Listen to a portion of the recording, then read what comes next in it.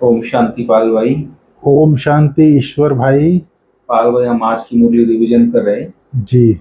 और आज बाबा ने खास बोला है पाल भाई, स्थूल सेवा के साथ साथ सूक्ष्म और मूल सेवा भी करनी है। तो मूल सेवा क्या कहा बाबा ने? बाप को याद करना और दूसरों को याद दिलाना, ये बाबा बोला ये मूल सेवा है। और बाप का परिचय देना और अनेकों का कल्याण करना, ये भी मूल सेवा है। तो बाबा ने इसके ऊपर खास अटेंशन दिलाया आज, मूल सेवा के ऊपर। स्थूल सेवा और मूल सेवा का बाबा ने बताया है। तो इस तरह बाबा ने कहा है। तो और दूसरी बात बाबा ने खास हमारे जो अंदर जो कमी कमजोरी होती है, जो विकारों के आधीन व्यक्ति कोई ना कोई गलत काम करता है, झूठ बोलना, चोरी करना, छिपा के खाना, कोई चीज बिना पूछे उठा लेना, तो बाबा बोलता है ये भी पाप है। का चोर सो लक्का चोर। हाँ, इसलिए बाबा बोलता है ये आदत भी छोड़ना है तुम्हें, ये भी नहीं रखना अंदर में। ये जो अंदर की कमी है इसको खत्म करना है। इसको बाबा ने डायरेक्शन दिया। और भी बहुत सारी बातें बाबा ने बताई मुरली के अंदर, तो आप थोड़ा क्लियर करेंगे उसको। ओम शांति ईश्वर भाई। ओम शांति। आज हम लोग 19 जून 2024 की मुरली रिवीजन कर रहे हैं जी। आज बाबा ने मुख्य रूप से बाबा की याद, बाप का परिचय देना, पवित्र रहना जी, चोरी नहीं करना, 5 विकार रूप भूतों को भगाना जी, शरीर की व्याधि का चिंतन नहीं करना, और स्नेह की शक्ति से समस्या रूपी पहाड़ को पानी जैसा बना देने। 5-6 टॉपिक पे बाबा ने आज मुरली चलाई। आज बाबा ने कहा है, मीठे बच्चे, सबसे मूल सेवा है बाप की याद में रहना और दूसरों को याद दिलाना। तुम किसी को भी बाप का परिचय दे उसका कल्याण कर सकते हो।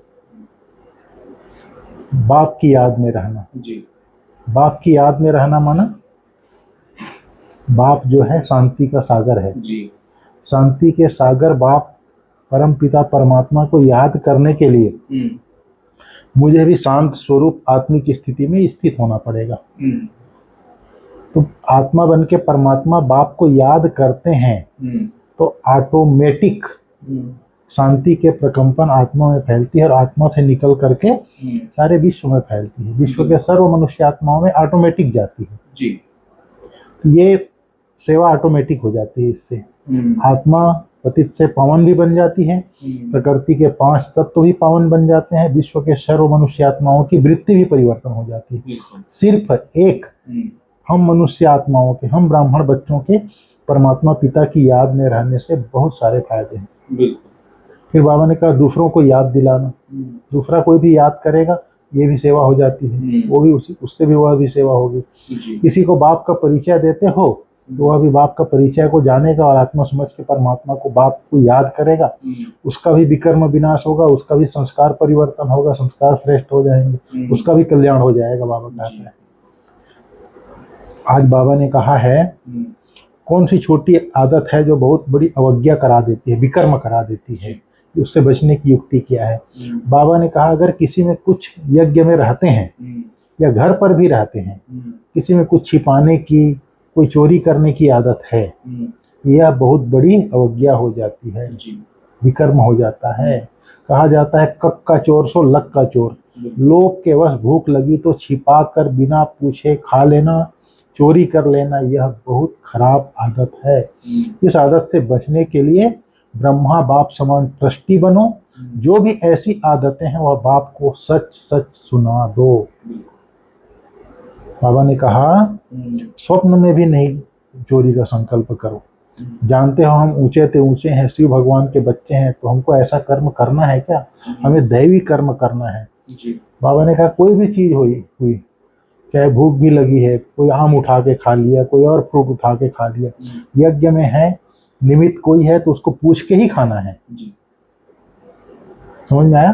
तो बाबा ने इसके लिए कहा आजकल बच्चे भी चोर बन जाते हैं, कुछ न कुछ छिपा कर उठा कर खा लेते हैं, भूख लगती है। बाबा ने इसके लिए आज अंडरलाइन कराया, क्योंकि वो हम लोग बचपन में सुनते थे ना, एक माता जी थी, उसका बेटा था, स्कूल के पढ़ते थे उस समय। तो बच्चा जो है उसको भूख लगी होगी बेचारे को, इसी के बगीचे में जा करके खीरा तोड़ करके खा लिया। खीरा तोड़ करके खा लिया। उसकी माँ को बताया आकर के, तो कोई बात नहीं बेटा बोला। फिर बाद में उस लड़के का आदत लग गया, मेरी माँ ने कुछ नहीं बोला करके। फिर ऐसे करते करते करते एक दिन वो बड़ा चोर बन गया। इसलिए बाबा हम लोगों को छोटी छोटी बात पर अटेंशन दिलाता है ताकि चोरी का संस्कार ना हो जाए।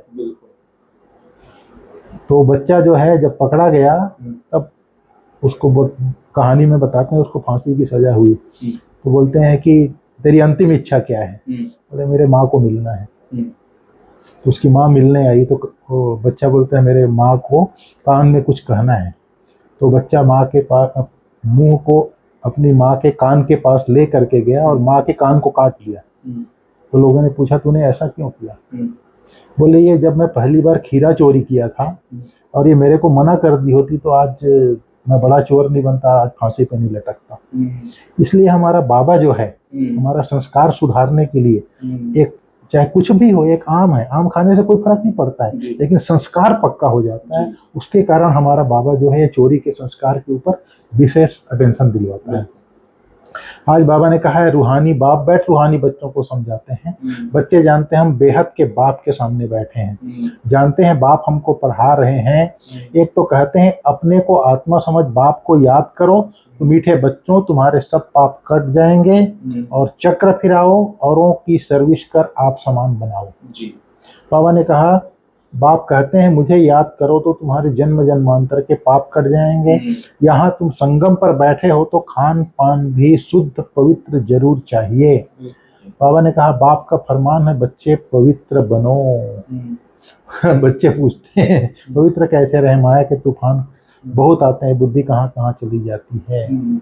बाबा तो उनको बाबा जो है जानते हैं बच्चों की बुद्धि चलती है और कोई की बुद्धि नहीं चलती। बाप टीचर गुरु भी तुमको मिला यह तो तुम जानते हो। ऊंचे ते ऊंचा बाबा, बाप टीचर सदगुरु है, ज्ञान का सागर भी है। बाप आए हैं हमको साथ में ले जाने के लिए। बाबा कहता है विनाश के बाद हम थोड़े रहेंगे सतयुग में, और कोई खंड नहीं रहेगा, हम विश्व के मालिक रहेंगे, तो पवित्र तो बनना ही पड़ेगा। बाबा ने कहा सतयुग में सुख बहुत होगा, वहाँ सुख का राज्य होगा, हमारा एक ही राज्य होगा, लेकिन उसमें भी वैरायटी पद वाले होंगे। हमारा क्या पद होगा, हम कितनी रूहानी सेवा करते हैं इससे जान सकते हैं। बाबा घड़ी घड़ी कहते हैं बच्चे अपने को आत्मा समझो, देह अभिमान छोड़ो। आत्मा कितना समय समझते हैं यह पक्का करना है। हम आत्मा है, बाप को याद करना है, इससे ही बेड़ा पार होगा। याद करते करते तुम पुरानी दुनिया से नई दुनिया में चले जाएंगे। मुख्य है रूहानी सेवा, सबको बाप का परिचय देना, यह है सबसे सहज बात। स्थूल सेवा करने में, भोजन बनाने में, भोजन खाने में मेहनत तो लगती है। बाबा कहता है बाप का परिचय देने में कोई मेहनत नहीं लगती, सिर्फ अपने को आत्मा समझना है और बाप का परिचय देना है। बाबा ने कहा नई दुनिया है ही देवी देवताओं की, उसमें जाना जरूर है।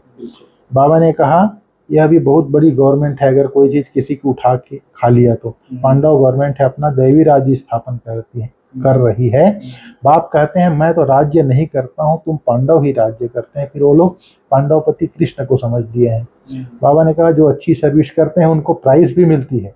ऊंची ऊंच सेवा है बाप का परिचय देना, यह कोई भी कर सकते हैं। बच्चों को यह अर्थात देवता बनना है तो सेवा भी करनी चाहिए। हिस्ट्री हॉल में लक्ष्मी नारायण का चित्र है ना, उधर बाबा चित्र कर इशारा करके बताता है। बाबा ने कहा कोई भी आता था तो उनको कहते थे पावन बनो, अमृत पीना है तो विष को छोड़ देना है, पावन बैकुंठ का मालिक बनना है तो एक को ही याद करना है। बाबा ने कहा बच्चों को अपने से पूछना चाहिए हम कहाँ तक सेवा करते हैं। आज भोली दादी का बाबा ने याद किया, जैसे भंडारी है तुम्हारे लिए कितनी सेवा करती है, कितना उसका पुण्य बनता है, बहुतों की सेवा करती है तो सबकी आशीर्वाद उन पर आती है। बहुत महिमा लिखते हैं भंडारी की तो कमाल है, कितना प्रबंध रखती है। यह तो ही स्थूल सर्विस, लेकिन बाबा कहता है सूक्ष्म भी करनी चाहिए। भोली दादी के साथ का आप एक अनुभव है ना, क्या अनुभव है? भोली दादी की बहुत सारी बातें मुझे याद है। बताओ। भोली दादी एक तो कभी भी, कई बार हम जाते थे ना कोई चीज लेने, थोड़ी होती थी उसके पास, जैसे टमाटर गर्मी के दिनों कम होता है, दादी हमको टमाटर चाहिए तो दादी उसके लिए थोड़ा रखती थी। तो कई बार बोलती थी अरे भाई अभी अंदर है, तो बिटाल देती और उससे रहान जाता था। बाद में फिर बुला के देती थी, अरे उसको बुला के लाओ, उसको मैंने मना कर दिया, उसको देना है तो कैसे भी करके देती थी। सुना माना कभी खाली हाथ नहीं भेजती खुद। कई बार अपना जो वो था ना, एक बार सब्जी वो सब्जी खत्म हो गई, तो उसने अपनी सब्जी रखी थी, वो मुझे दे दी। और दादी मैं सोचा दादी ने खा लिया, रखा होगा तो दे दिया। मैंने खा के आया तो खुद ऐसी सूखी रोटी के साथ, सूखी रोटी ऐसे खा रही थी अचार के साथ। माना उसका इतना भावना था कि मैं दूसरों को दूं। और एक बार दादी को मैंने बोला, दादी बहुत बड़ा शांतिवन बन गया है, बहुत सारा बाबा का बड़ा बड़ा घर बनाया, तो आप चलो देखने। तो मुझे बोलती कैसे जाएगा, कैसे जाएंगे? उनका दादी आपके लिए कार भेज देंगी, कार में आप आ जाना तो देखना बाबा का। फिर बोलती ऐसी बिल्डिंग है ना, बोले मकान है ना। अच्छा। हाँ दादी है तो मकान ही। तो बोले क्यों डीजल जलाना, ऐसी मकान है तो गाड़ी का डीजल जलेगा, बोले। माना इतना एक इकोनॉमी भी था एक तरफ से, संतुष्टि भी थी, और कभी किसी को खाली हाथ नहीं भेजती थी। तो ये दादी की बहुत विशेषता। मैंने उसको कभी क्लास में नहीं देखा इतने साल में। बाबा रूम में जाती, बाबा रूम में बैठती थी, लेकिन मुरली क्लास में कभी नहीं देखा। सेवा में ही रहती थी, सेवा में ही रहती थी पूरा टाइम। लेकिन उसकी बाबा भी उसका गुण गाता था, इतनी सेवा एक्यूरेट थी उसकी। एक बार यीशु दादी काटेज में जब रहती थी तो पपीता का कटोरी दादी के लिए कटा हुआ था, तो दादी वहां पर खा रही थी, तो मैं पहुंच गया। तो जो फ्रूट काटता है भाई, उसको पूछा, मैं बोला पपीता और है क्या? तो दादी अपना कटोरी उठा के मेरे को दे दी, बोले ये खा ले। दादियों की बहुत बड़ी विशेषता है। आज बाबा ने कहा, आज भूतों को बहुत याद किया। बाबा कहते हैं, बच्चे कहते हैं बाबा यह 5 भूत बड़े तीखे हैं, याद में रहने नहीं देते हैं। बाबा कहते हैं बच्चे शिव बाबा को याद कर भोजन बनाओ, एक शिव बाबा के सिवाय और कोई है नहीं तुम्हारा सहारा। ये भोजन जो है ना, अंदर की वृत्ति को परिवर्तन करता है। भोजन जो है हमारा, जो राजयोग के अभ्यास से हमारा जो संस्कार परिवर्तन से संसार परिवर्तन है, उसका एक स्तंभ है भोजन। भोजन के साथ लापरवाही कर रहे हैं, माना बहुत बड़ा गफलत कर रहे हैं। बाबा ने बोला ना गफलत उस दिन। भोजन बाबा की याद में बनाना है और बाबा की याद में खाना है, एकदम 100% अनिवार्य है। अगर आप भोजन बाबा की याद में नहीं बना रहे हैं और नहीं खा रहे हैं, तो आप अपने साथ धोखा कर रहे हैं। सही, ठीक है। इसलिए बाबा कहता है बच्चे शिव बाबा को याद कर भोजन बनाओ। फिर ये काम, क्रोध, लोभ, मोह, अहंकार, किसी आदमी के अंदर एक भूत घुसता है, वो कितना तंग कर रहा है। तुम्हारे अंदर तो 2500 बरस से 5 भूत लगे पड़े हैं। 5 भूतों ने तुमको कंगाल बना दिया है। देह अभिमान का भूत है नंबर 1, फिर काम का भी बड़ा भूत है। यहाँ तो राजा रानी सबको भूत लगा हुआ है, इसे भूतों की दुनिया कहते हैं। रावण राज्य माना ही आसुरी राज्य, भूतों का राज्य। सत्युग त्रेता में भूत नहीं होते, एक भूत होता है तो कितना तंग कर देता है। यहाँ तो 5 विकार रूपी रावण का भूत है, जिससे बाप आकर छुड़ाते हैं। बाबा कहते हैं तुम्हारे में भी कोई संशुबुल है जिनकी बुद्धि में बैठता है। इस जन्म में तो ऐसा कोई काम करना ही नहीं है। चोरी की, देह अभिमान की आया तो रिजल्ट क्या होगी? पद भ्रष्ट हो जाएगा। बाबा कहते हैं कुछ न कुछ उठा लेते हैं, कहते हैं कक का चोर सो लक का चोर। यज्ञ में तो ऐसा काम कभी नहीं करना चाहिए, आदत पड़ जाती है तो फिर कभी छूटती नहीं। इसलिए बाबा अंडरलाइन कराता है। बाबा कितना माथा मारते हैं बच्चों को सुधारने के लिए। आज बाबा ने सार में बोला है स्थूल सेवा के साथ साथ सूक्ष्म और मूल सेवा भी करनी है। स्थूल सेवा तो करनी है, दादी का उदाहरण दिया बाबा ने। सबको बाप का परिचय देना है, आत्माओं का कल्याण करना, याद की यात्रा में रहना, यह है सच्ची सेवा। इसी सेवा में बिजी रहना है, अपना समय वेस्ट नहीं करना है। बाबा ने कहा सेंसिबल बन, 5 विकारों रूपी भूत पर विजय प्राप्त करनी है। समझदार बन, ज्ञान से समझ आती है।